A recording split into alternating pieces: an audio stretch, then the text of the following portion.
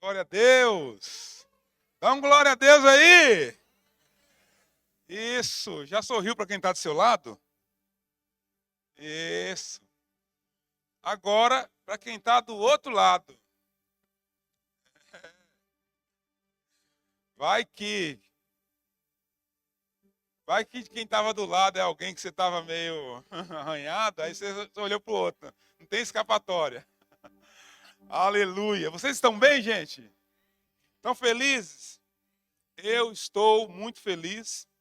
Esse é a quarta mudança dessa família incrível que eu participo, né, que eu venho, né? E eu estou muito feliz em ver o que Deus está fazendo. Fiquei muito empolgado andando por aqui. Glória a Deus pela vida de cada irmão que serve, que contribui, que participa. Mas glória a Deus por nos dar essa oportunidade incrível, né? De fazer parte da obra dele. Olha que coisa maravilhosa. Jesus é muito bom, é ou não é? Jesus é muito bom. Esse é o segundo final de semana aqui, né? Começou semana passada, né? A gente fica meio assim, né? Meio deslocado, né? Ainda se familiarizando com o ambiente. Mas eu preciso que você fique animado essa noite. Porque Jesus quer falar. Jesus quer falar. Tem algo de Deus para você, amém? Você crê nisso? Então sacode quem está do seu lado e fala, essa noite tem algo de Deus para você. Aleluia! Você pode celebrar esse Jesus maravilhoso aí? Ah, Jesus é muito bom. Jesus é muito bom. Meus irmãos, eu quero rapidamente falar sobre o meu livro, SOS Liderança. Eu lancei esse livro em abril desse ano. Deus tem sido muito bom mesmo comigo. Tenho recebido tantos feedbacks, tantas mensagens de tantos pastores e tantos líderes e de muitos irmãos, né? Porque depois do livro pronto, eu, apesar de ter falado que o livro é SOS Liderança, mas depois do livro pronto, eu percebi que esse livro atende qualquer pessoa da igreja, né? Então, nós temos algumas mensagens e eu acredito que isso é uma ferramenta de Deus para a sua vida. Você que quer crescer, quantos querem crescer em Deus e no ministério aqui? Glória a Deus. Eu tenho algumas unidades, eu acho que 30, se eu não me engano. Então, se você depois quiser, passa lá, adquire um. Se quiser também, não tem problema, eu posso deixar a dedicatória. Vamos marcar essa data, né? Afinal de contas, estamos numa data profética. É ou não é? Então, é importante. Antigamente, quando acontecia, né, na Bíblia, quando acontecia, quando tinha acontecimentos marcantes e proféticos, para não ser esquecido, os homens de Deus pegavam um monte de pedra e colocavam em cima da outra. Falavam, isso aqui é um monumento. Para quê? Para não esquecer o que aconteceu nesse dia, neste lugar. Amém? Glória a Deus. Vocês sabem, né? Eu já falei para vocês várias vezes, nós temos uma escola cristã, confessional, para educação infantil a partir de 3 anos de idade. É o Núcleo de Formação Educacional. É uma escola sem fins lucrativos. Todas as crianças que estão lá de forma social, por meio de padrinhos e oferta de muitos irmãos. E uma das maneiras que nós temos que eu tenho de abençoar é levando nos lugares que eu vou, né, ministrar, camisetas como essa aqui, com temas como esse, por exemplo, não coloque um ponto onde Deus colocou uma vírgula. São frases e mensagens que eu prego, lá tem outras, para abençoar a nossa escola. E nós estamos com um desafio esse ano muito grande, mas confiando que Deus vai suprir.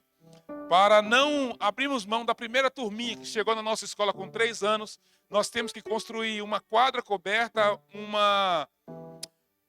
laboratório de informática e um laboratório de ciência. Senão nós vamos ter que liberar a primeira turminha, que é os que estão mais apegados à escola, que já estão lá há mais tempo. Nós cremos que isso não vai acontecer. Fizemos o compromisso de, no nome de Jesus, realizar, né, toda essa estrutura, montar toda essa estrutura. E se você comprar uma camiseta dessa, você não vai estar fazendo um negócio. Por favor, esqueça isso. você vai estar semeando. Em cada camiseta que você comprar, você, na verdade, está ofertando R$ 35 para a escola. Né? E aí você pode vestir uma camiseta dessa ou das outras que estão lá em qualquer lugar. Camiseta com material bom, bem desenvolvido, bem trabalhado, para você vestir no culto, sair na rua, ir para qualquer lugar. E você ainda vai estar fazendo essa obra maravilhosa em nome de Jesus. Amém? Ah, se não tiver o seu tamanho, dá de presente para alguém. O que está em jogo aqui não é o negócio, não é o comércio, é o propósito. Aleluia. E né, já andei por aqui hoje, já olhei tudo, já sonhei, já profetizei, já orei. Né? Afinal de contas, né? Deus não vai dar um negócio desse tamanho para a gente fazer culto de domingo em domingo aqui, né? Então se prepara, igreja, que tem muita coisa para fazer. Tem muita coisa para acontecer aqui. Meu Deus, meu Deus, meu Deus. Se vocês não estiverem sonhando, irmão, eu já estou vendo um monte de coisa. Eu sei que vocês estão também. Aleluia.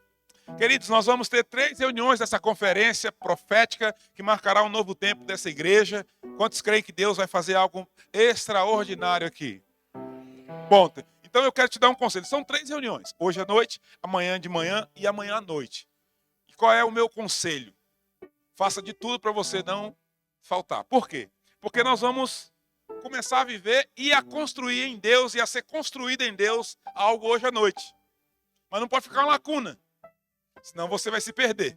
Já quero aproveitar para pedir a vocês que estão aqui hoje à noite, que vão estar aqui amanhã à noite. Nós vamos fazer um ato profético, vai ser uma noite festiva, um negócio fenomenal. Você vai trazer uma vasilha de casa. Fechou? Uma vasilha você vai trazer de casa amanhã à noite. Você vai trazer uma vasilha, qualquer uma panela de pressão, uma tapoé, traz alguma coisa. Você vai trazer, não tem problema não. Aí amanhã os irmãos que vierem de manhã, se não tiver agora à noite, se tiver alguém que não veio, dá um toque, põe no grupo da igreja, manda no grupo da célula, fala, leva uma vasilha para o culto. E deixa que Deus vai fazer. Aleluia!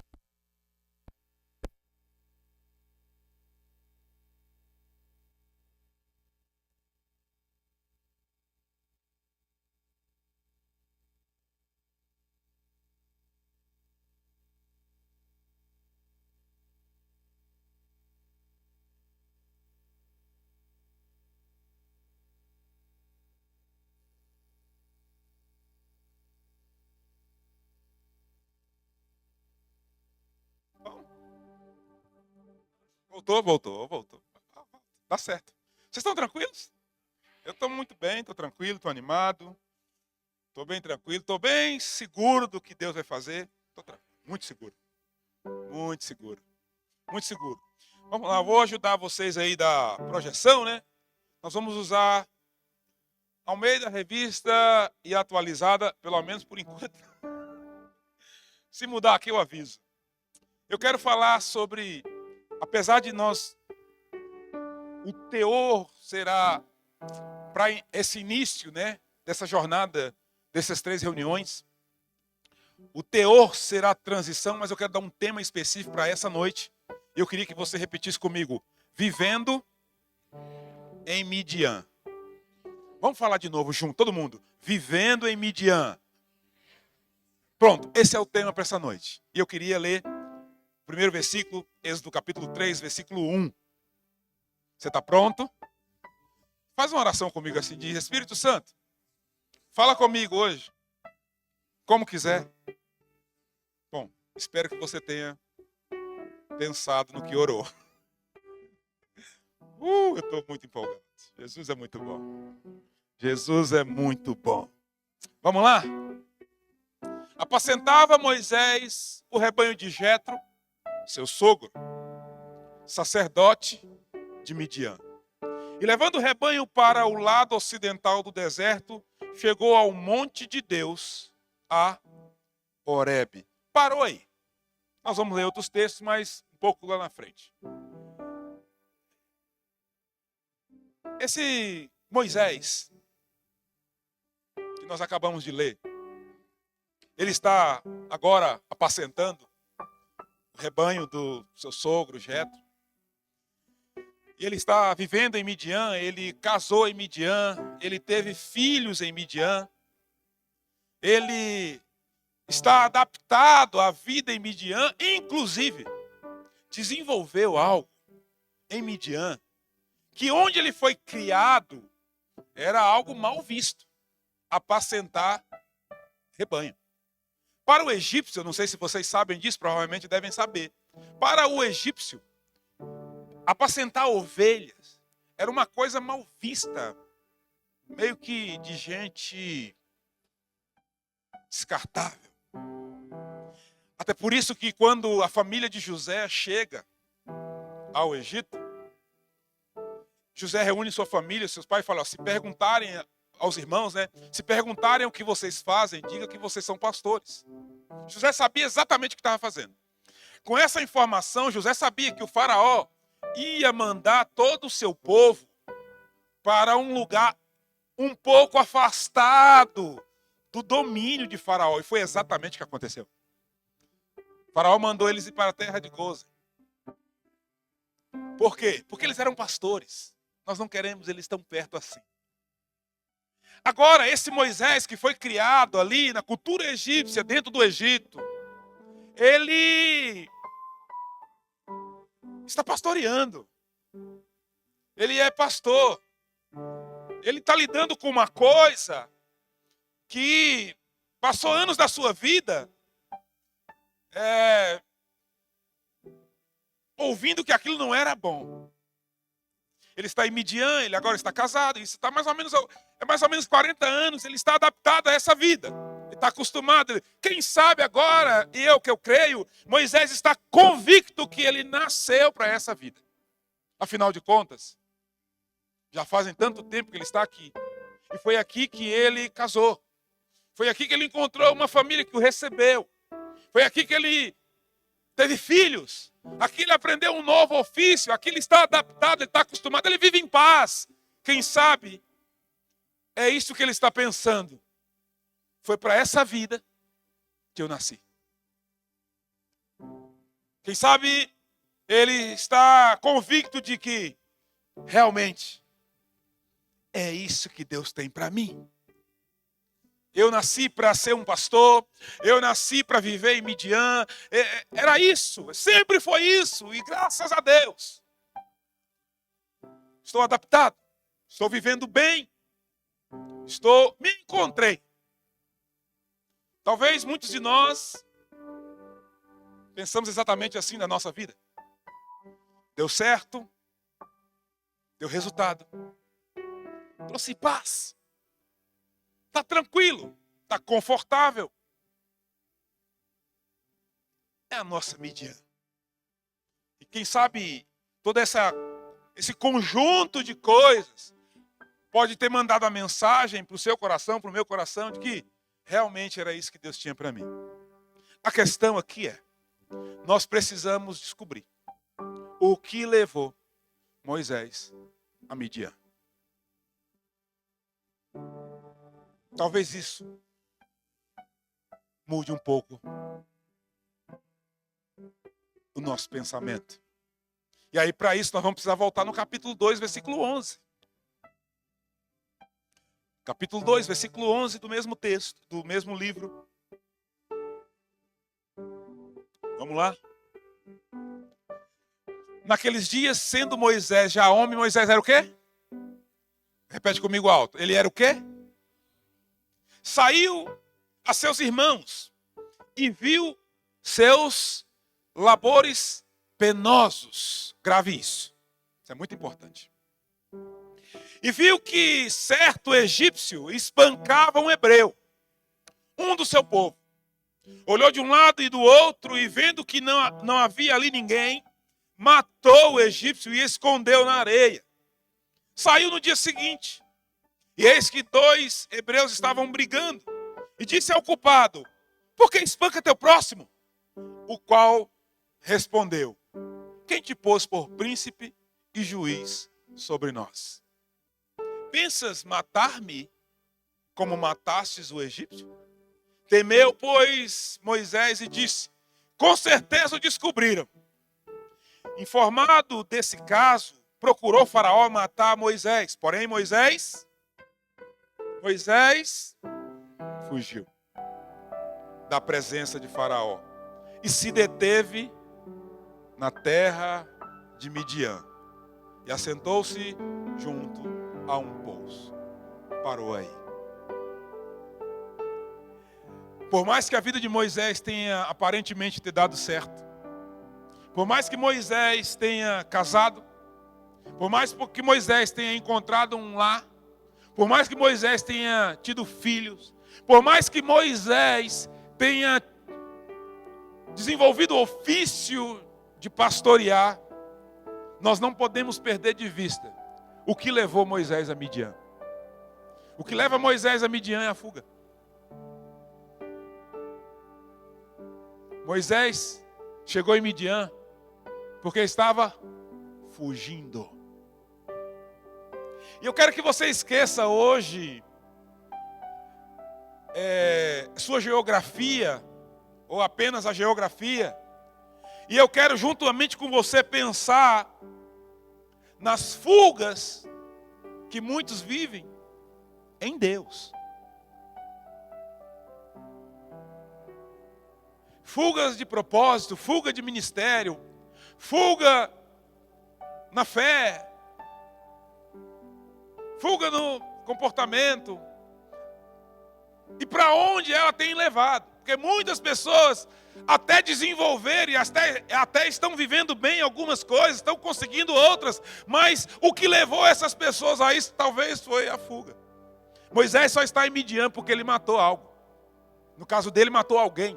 Mas alguns de nós, talvez só chegamos em alguns lugares porque enterramos o chamado. Enterramos um propósito. Enterramos um dom, enterramos um talento, enterramos um coração disposto a servir. Tem alguma coisa enterrada e para me distanciar daquilo que eu enterrei, eu procurei um lugar mais confortável para mim. Eu quero dizer uma coisa para vocês, meus irmãos, que a fuga nunca levará ninguém a destino. A fuga sempre levará a esconderijo. Viver fugindo não te leva a destino algum. Viver fugindo te leva a esconderijos. E uma das coisas que quem vive escondido não tem é paz, por mais que ele tenha outras coisas. Então, esse Moisés que já era um homem, foi o que o texto disse, eu amo isso. Ele era um homem.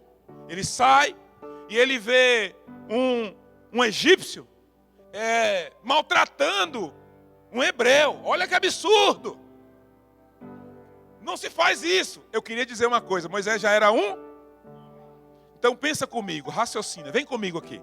Se ele já era homem, não era novidade o que ele acabou de ver.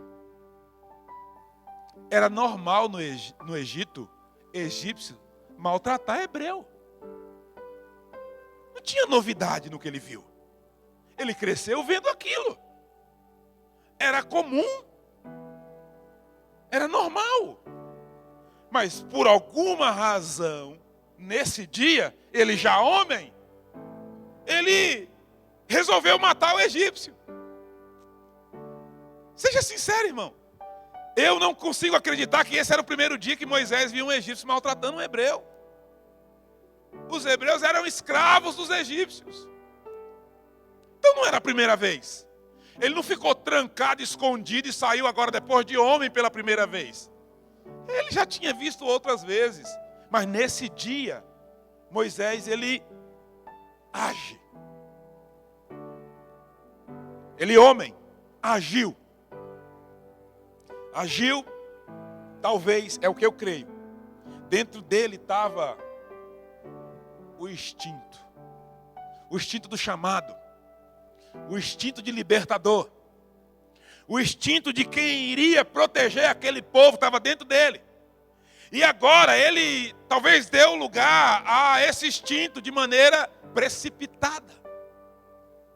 Você sabe que quando você tem algo, Jesus, meu Deus. Quando você tem um chamado de Deus, os sinais vêm te acompanhando desde sempre. Sabe disso? Você sabe disso. Eu me lembro que estudando sobre isso, eu comecei a me lembrar da minha infância. Tudo que eu brincava, e na minha época a gente não brincava, os meninos saíam para a rua, viu?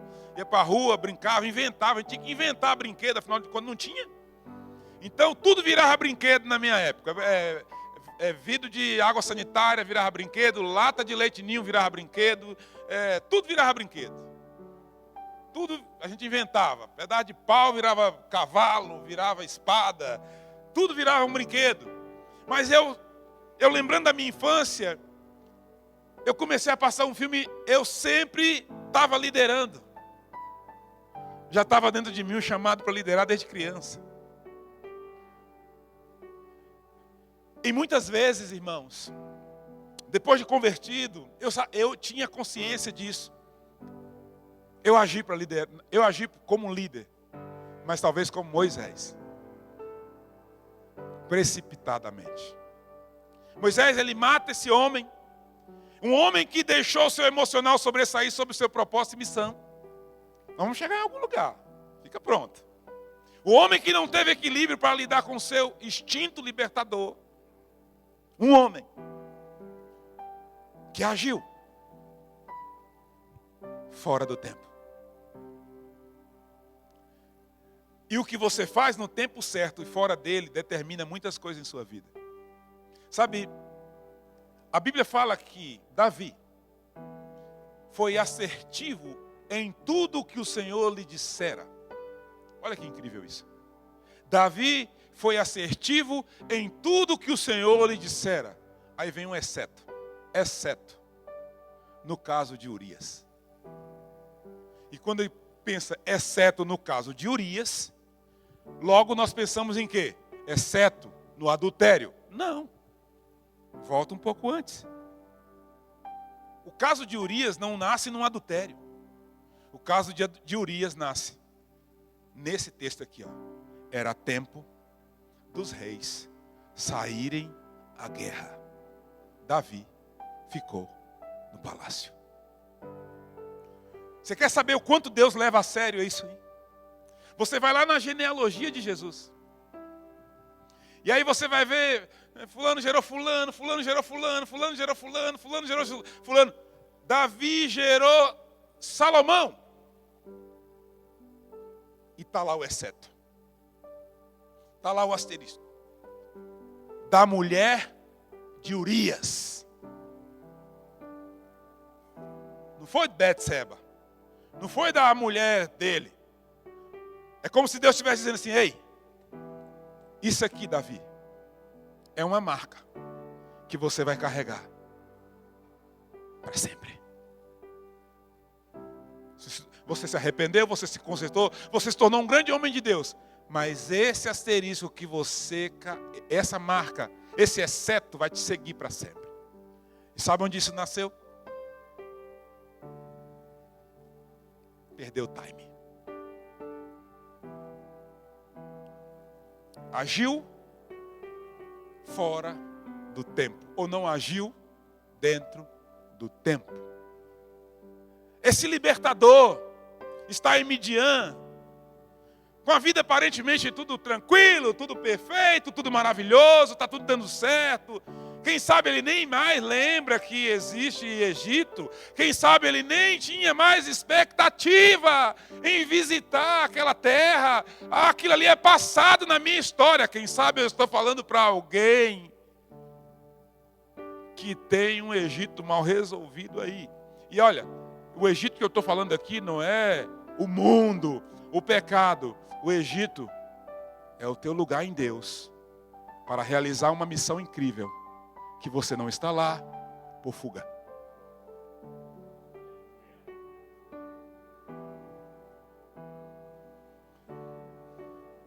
Ele está em Midian porque temeu, ele está em Midian porque fugiu, ele está em Midian porque enterrou alguém, ele está em Midian porque ele matou alguém. Talvez Midian foi o lugar que melhor se encaixou na vida de Moisés.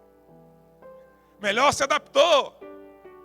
E aí ele está ali durante anos, acho que são 40 anos. Irmãos, pensa só, eu e você, pensa comigo. Você dando certo em em uma vida durante 40 anos, você ia pensar, foi para isso que eu nasci, ora. Quantas pessoas estão aqui e não têm 40 anos ainda? Levanta a mão. Eu estou levantando só para fazer o sinal, viu?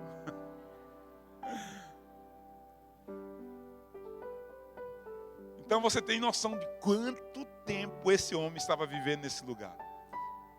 Irmãos, eu queria dizer uma coisa. Quando Moisés nasce, o Egito estremece. Por causa do nascimento de Moisés, toda a sua geração foi condenada à morte. A ordem do faraó foi: vai nascer um libertador aí. Então nós vamos sentenciar todos que nascerem. Quando derem ajudar as hebreias darem à luz, mata se for menino. E naquele dia começou um movimento do inferno contra a geração de Moisés.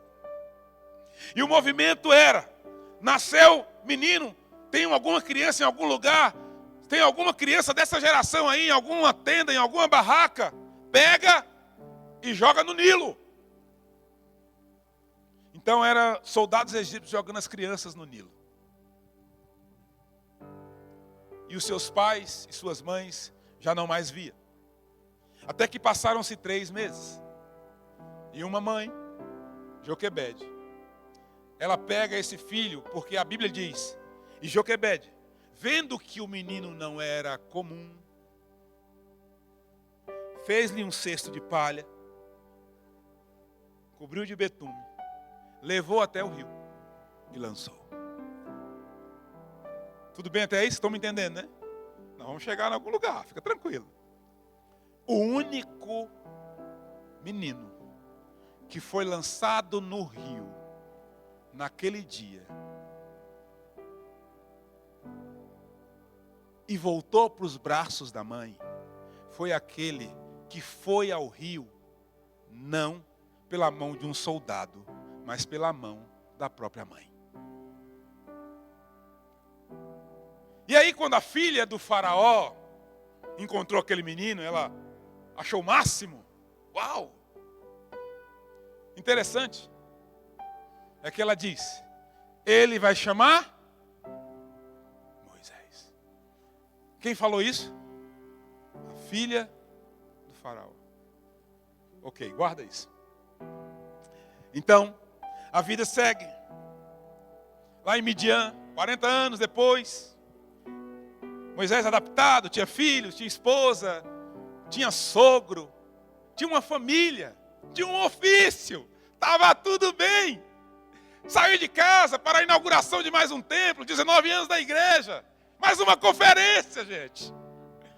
Ah, é mais um culto, vai ser legal, vai ser ótimo. É só mais um dia comum, é só mais um culto normal, é só mais uma conferência, é só mais um ano de aniversário. Só que dessa vez, uma coisa diferente aconteceu.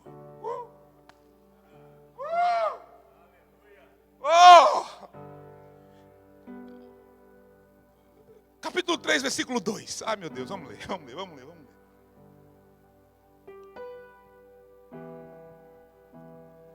Apareceu-lhe o anjo do Senhor numa chama de fogo, no meio de uma sarça.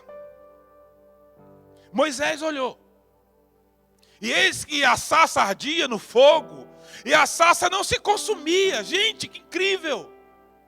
Era algo interessante de se ver, era algo novo, era um novo prédio, vamos lá! Vamos lá ver como ficou o som, como está a luz, como está a sala das crianças. Tem algo diferente nascendo, vamos nos aproximar. Vocês estão me entendendo, né? Como eu brinquei entre aspas com alguns irmãos hoje, na hora do almoço, se é que vocês me entendem, né? Então vamos lá. E ele disse consigo mesmo: irei lá para ver essa grande maravilha. Eita Deus, que faz pegadinha, hein? Porque a sarça não se queima. Vendo o Senhor que ele se voltava para ver, Deus do meio da sarça o chamou e disse: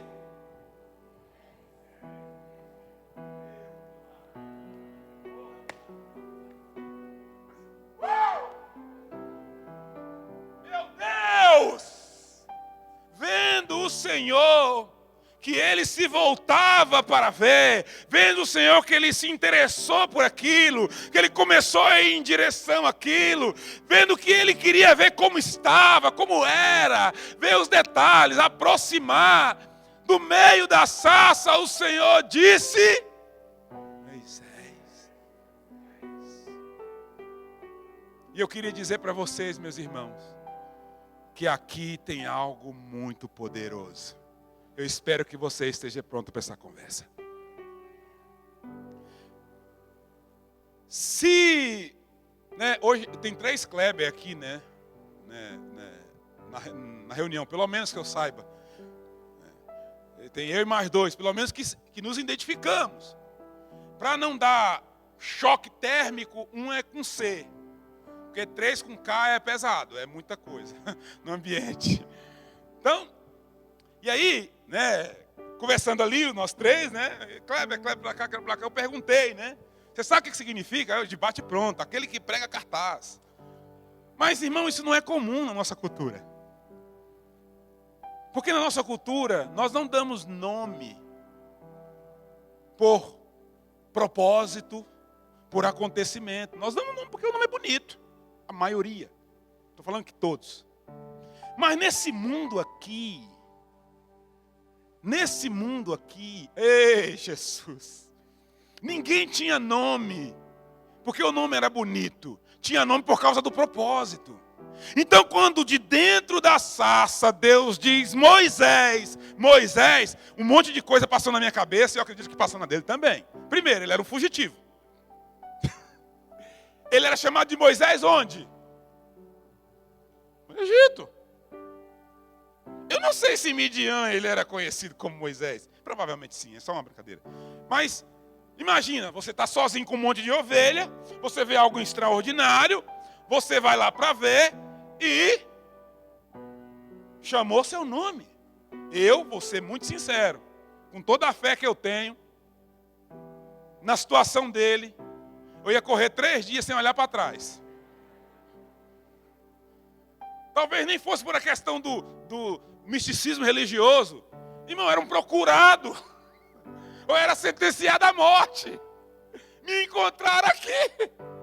Mas, quando ele escuta a palavra Moisés, Moisés, não é como nós escutamos Kleber, Mateus, Bia. Quando ele escuta Moisés, Moisés, por cultura, ele teve que se remeter ao seu propósito. E o porquê que ele tinha aquele nome. Tirado das águas. Tirado das águas. Todo mundo morreu ali, você não. Quando Deus chama ele pelo nome, Deus está lembrando de onde ele saiu. Por que ele saiu. Em que época saiu. Para que ele existe. Para que ele vive. Moisés, tirado das águas. É como se Deus estivesse falando assim: vamos conversar. Mas a primeira coisa que eu quero tratar é sobre a sua real identidade e o seu real propósito. Aquele que foi tirado das águas teve toda a sua geração que não foi tirada, ou boa parte dela. Ei, essa noite, o Senhor acendeu uma sarça, ou está acendendo, para conversar sobre o seu real propósito.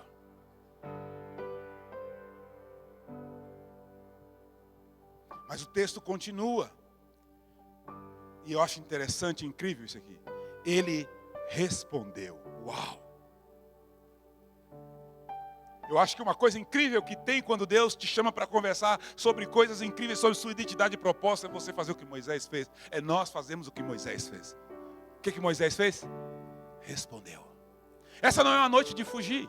Eu não sou um bom exemplo. O exemplo que eu dei aqui não é um bom exemplo. Fugir, correr. Afinal de contas, Moisés já estava fugindo. Seria mais uma fuga em sua vida. Chega de fugir. Chega de fugir. É tempo de responder. chega de fugir, é tempo de responder. Quando Deus está transicionando uma história, transicionando um povo, quer transicionar ministério, famílias, cidades, não dá mais. Não existe mais espaço para fugitivo. É tempo de dar resposta. E aí nós vamos fazer uma coisa que todo crente ama e finge que não. Vira para quem está do seu lado, sacode ele e fala: é tempo de dar resposta.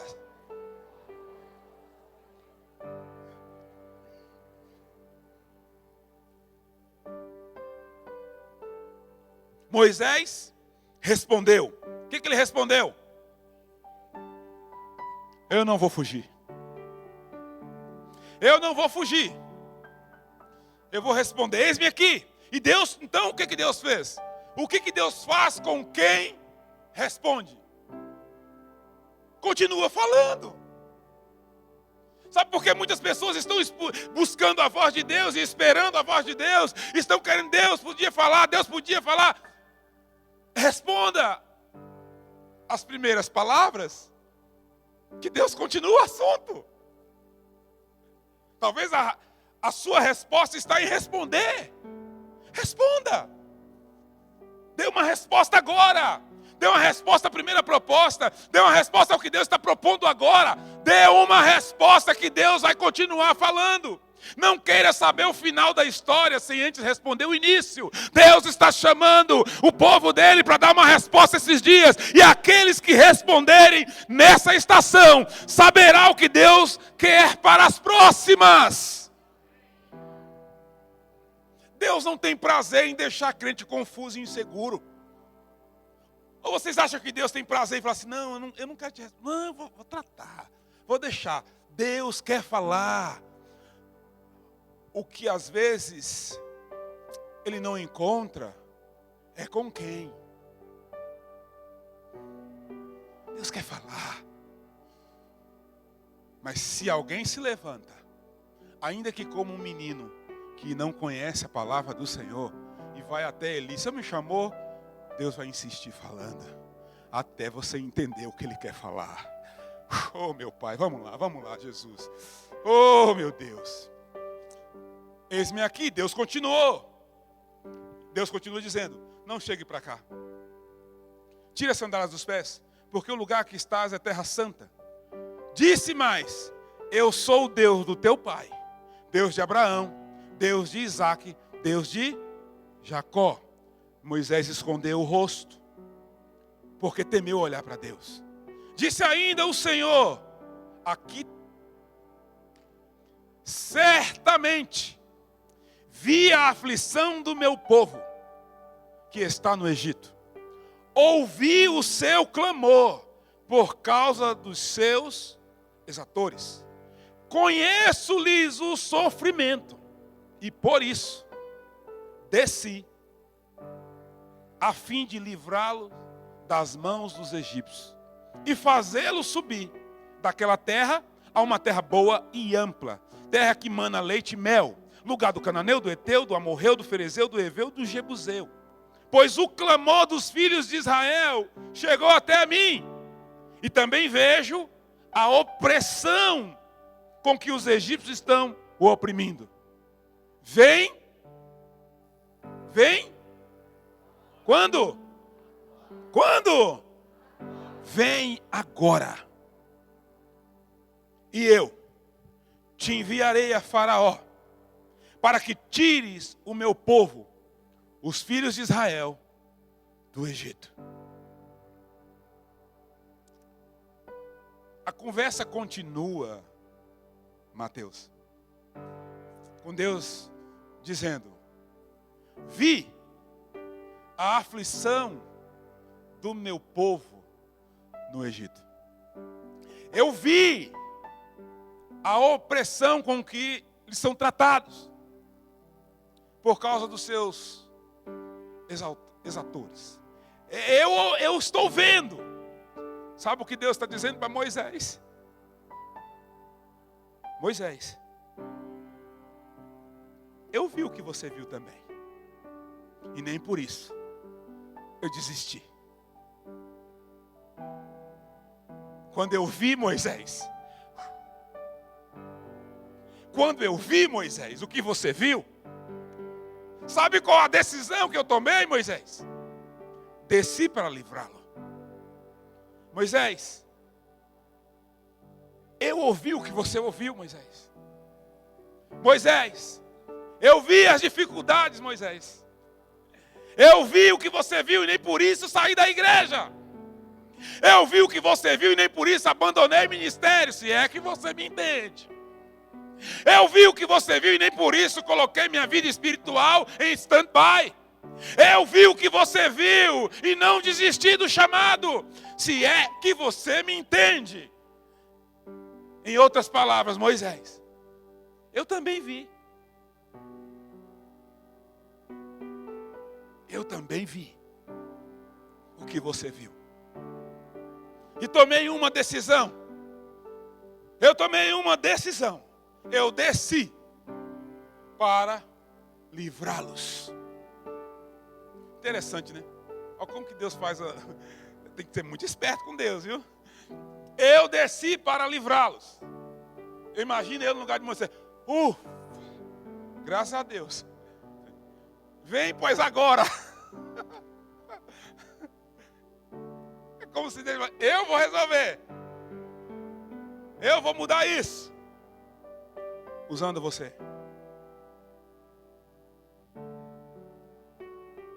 Vem, pois. Vem, pois.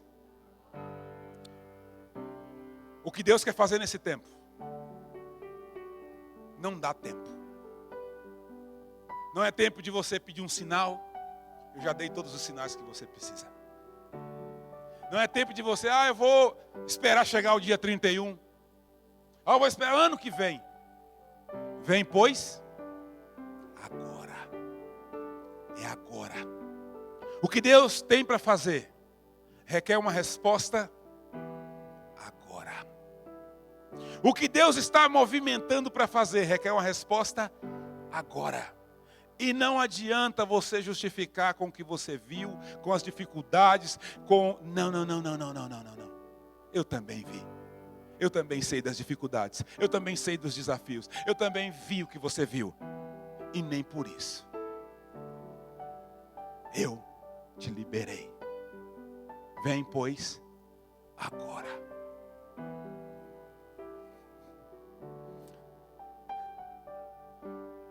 Você vai tirar meu povo. Ô irmão, 40 anos depois. Sabe quem você vai ter que encarar? Faraó.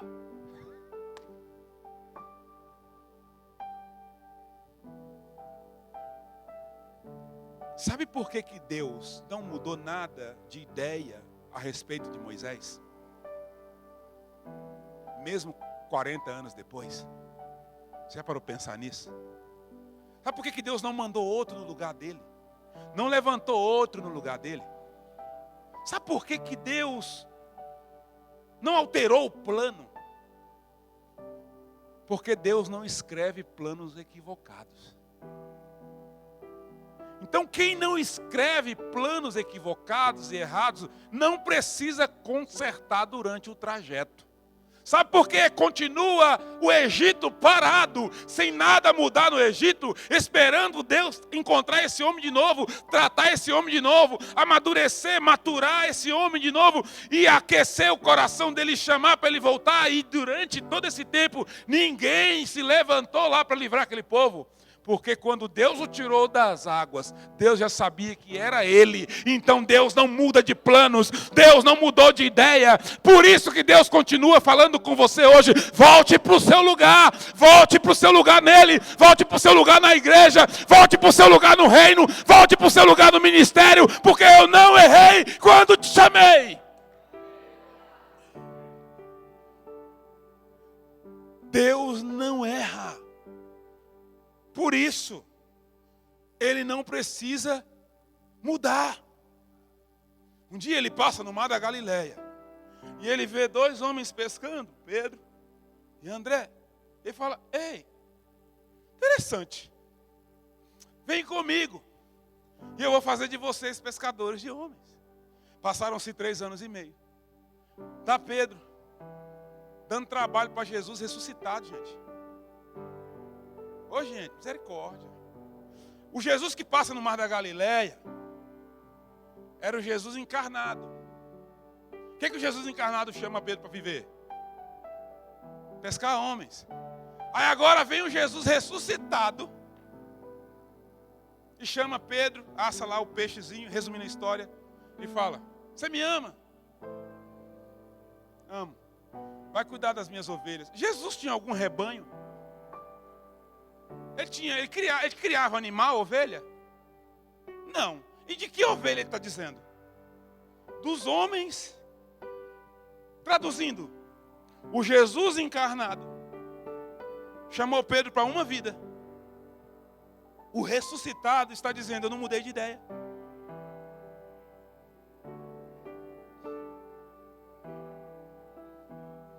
Não mudei de ideia. Não mudou nada. Não mudou nada na opinião de Deus a respeito do chamado dele para a sua vida. Não mudou nada na opinião de Deus e no plano de Deus a respeito do projeto e daquilo que ele disse a teu respeito. Eu quero te dizer uma coisa: não mudou nada. Não existe uma vírgula que Deus precise consertar naquilo que ele te disse e te chamou para viver, porque ele não errou quando escreveu. Ele não errou quando usou um profeta para te dar uma palavra. Ele não errou quando te deu esse chamado, quando te deu esse talento, esse dom e essa missão. Por isso, ele está aqui hoje, acendendo uma sassa.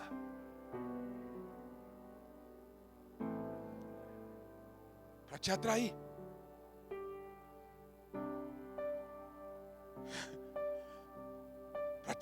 Para te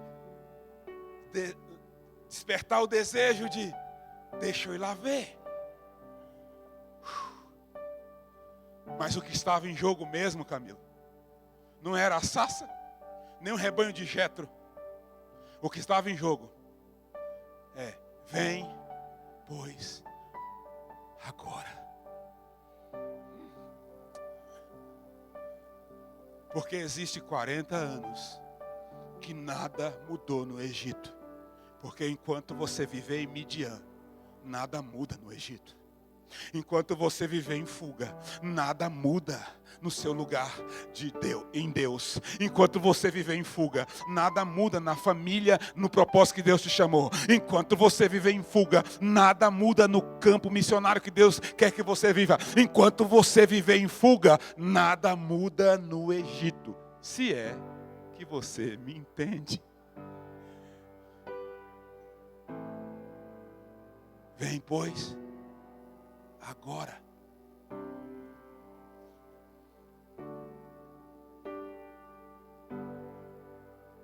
Às vezes, né, Tarquinho?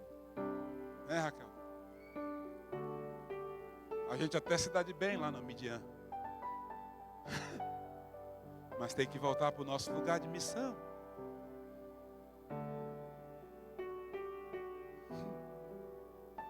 Se é que vocês me entendem. Essa noite, eu estou confiando que o Espírito Santo está acendendo uma sassa agora.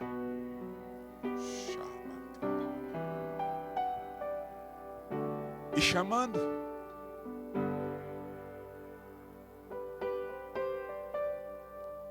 E nos chamando.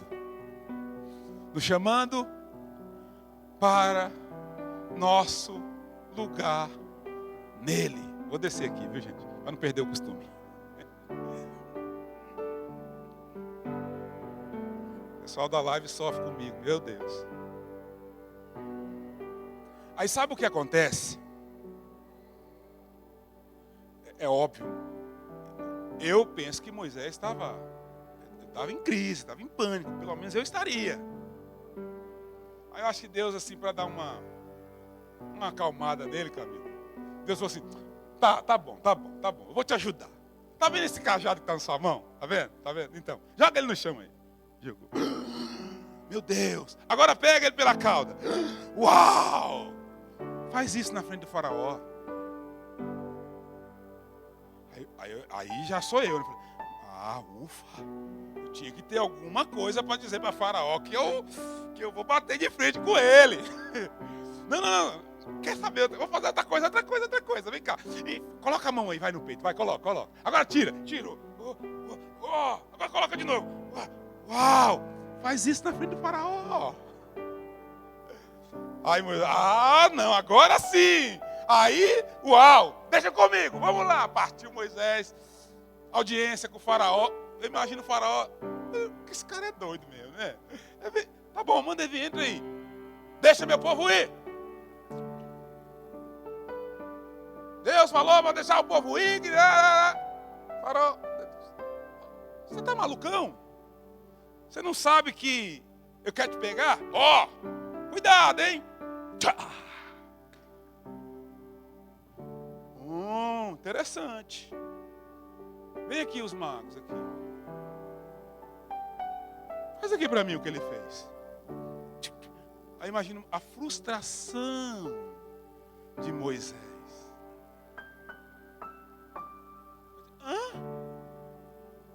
E agora? Não, mas eu tenho mais uma carta na manga. E essa aqui? Faz aqui também, gente.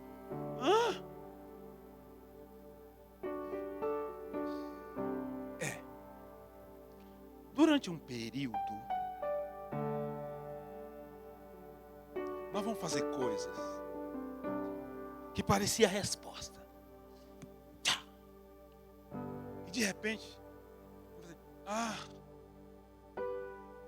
puxa vida. Não, mas tem mais essa direção.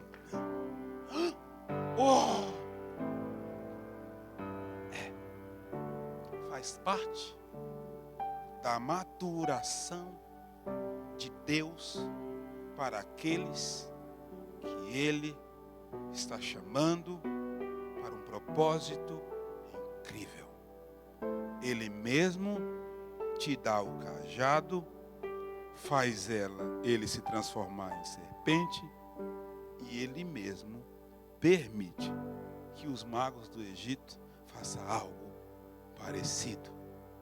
Deus fere e cura. Por que Ele fere? Para depois curar. Porque cicatrizes são mensagens.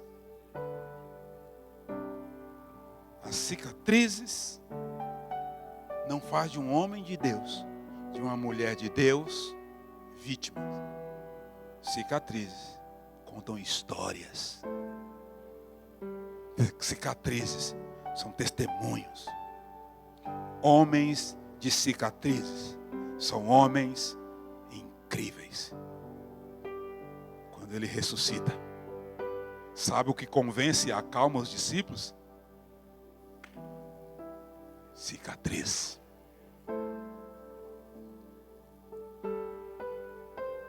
Por que você tem medo de cicatriz? Se são as cicatrizes que em momentos tensos acalma todo mundo. Ele entra pela parede de uma casa. Estavam os caras já desesperados, com medo, escondidos dentro de uma casa. Jesus para com requintes de crueldade, passa pela parede, gente, toca a porta. Os homens já estavam apavorados. Ele entrou pela parede. É brincadeira? Não sabe brincar não, né? E aí, quem já estava em pânico, meu pensamento, eu vou ser sincero, eu subia na parede. Aí vai, calma, paz, calma. Eu não dei uma palavra? Calma. Eu não dei uma palavra? Eu não liberei uma palavra lá atrás? Vocês esqueceram o que eu disse lá na Galileia? O que eu disse na Galileia? Eu não disse que iria ressuscitar? Calma. Paz seja com vocês. Qual foi a palavra que eu dei para vocês? Qual foi a palavra que eu dei há 5 anos atrás? Qual foi a palavra que eu dei há 10 anos atrás? Qual foi a palavra que eu dei há 18 anos atrás? Qual foi a palavra que eu dei há 19 anos atrás? Então calma. Então vamos fazer um negócio. Está aqui as marcas. Sabe o que nos dá paz? Na transição de 19 anos depois, é você lembrar as cicatrizes dos 18 anos passados. E você vai vê-las, todas elas cicatrizadas. São aprendizados, ensinamentos, mensagens. Por exemplo, eu tenho uma cicatriz aqui nesse dedinho aqui. De um dia que eu estava com uma vara que tinha uma espécie de capa. E eu peguei a faca e fui descascar. Era criança. Fui descascar aquela vara. E a primeira que eu fiz, segurando a vara assim, cortou. Sangrou. Doeu. Nem lembro quantos anos depois, mas bem mais de 35 anos depois, a marca está aqui, não dói mais nada. Mas me ensinou algo. Nunca mais corte nada com a faca, com a lâmina para cima. Sempre que for usar a faca, a lâmina daqui para lá. Cicatrizes ensinam. Cicatrizes mandam mensagens. Cicatrizes falam. Eu quero falar para vocês essa noite. Não tenham medo.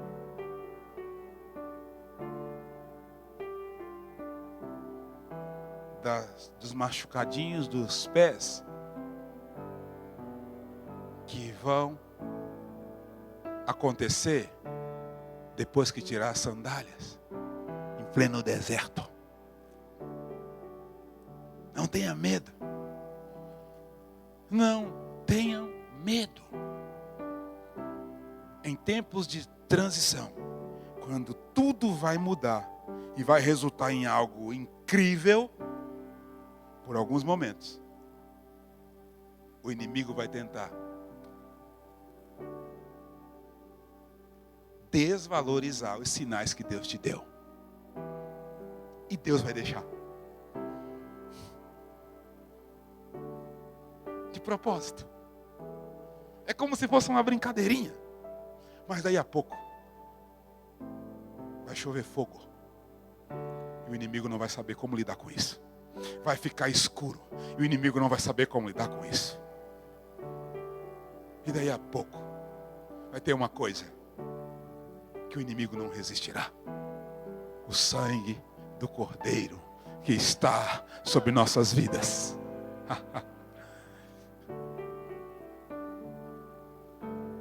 Essa noite eu quero orar por pessoas.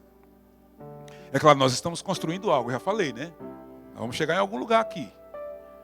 Essa noite eu quero orar por pessoas que vão recalcular o seu GPS ministerial, espiritual, proposital. Que vão recalcular suas rotas. Vão abandonar suas Midians. E vão voltar para o lugar que Deus te chamou para viver nele.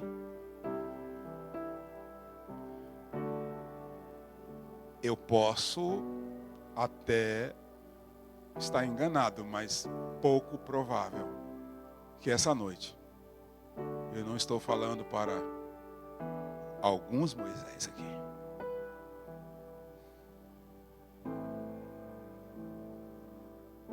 A melhor vida a se viver não é a que você se adequou, é a que Deus te fez existir para ela. Essa é a melhor. Moisés estava adequado a Midian, mas essa não era a melhor vida. A melhor vida que Deus tinha para ele foi aquela pela razão ele nasceu, pela razão toda a sua geração foi eliminada e ele foi tirado das águas. Fazendo um trocadilho aqui, uma comparação, só para a gente orar. Deus te tirou das águas para quê?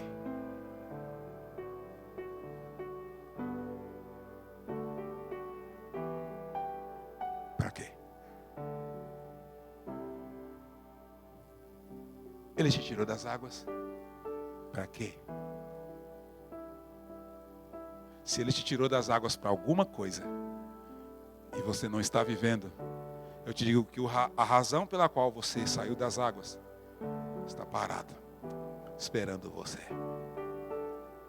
Tem um Egito paralisado, esperando alguém reposicionar e voltar para o seu lugar.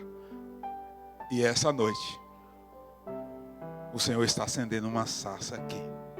E eu quero saber onde estão os homens e as mulheres de coragem que vão tirar a sandália dos pés e dizer: foi comigo que Ele falou e eu não vou fugir, mas hoje eu vou responder. Cadê você? Eu quero orar por você aqui.